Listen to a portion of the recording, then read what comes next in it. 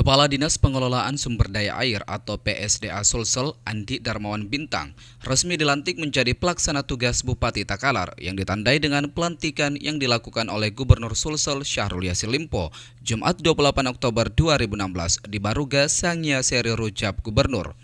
Darmawan Bintang menggantikan Burhanuddin Baharudin, dan Darmawan Bintang pun mengungkapkan bahwa akan mengemban amanah yang diberikan sebagai PLT Bupati Takalar, serta menjamin PNS di Kabupaten Takalar akan netral pada Pilkada Takalar 2017 mendatang. Penugasan yang dikeluarkan, surat putusan yang dikeluarkan oleh Mendagri, dan itu dipertegas kembali oleh Pak Gubernur.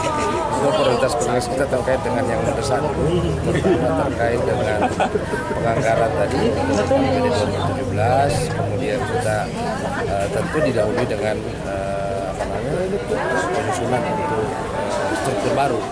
Gubernur Sulawesi Selatan berharap agar pemilu 2017 nanti dapat berjalan damai, tentram, serta dapat melaksanakan pilkada sesuai dengan aturan yang telah ditetapkan. Pilkada Takalar apapun namanya harus bisa berjalan damai. Masyarakat harus dalam suasana yang tentram dan bisa melaksanakan pilkada seperti apa yang menjadi aturan dan proses yang memang sudah baku dan ditetapkan seperti itu. Saya kira karena ini pilkada satu-satunya, semua konsentrasi kami semua, baik pejabat pemerintah, TNI dan kepolisian, provinsi maupun kabupaten kota harus bisa mendorong proses-proses ini berjalan dengan baik.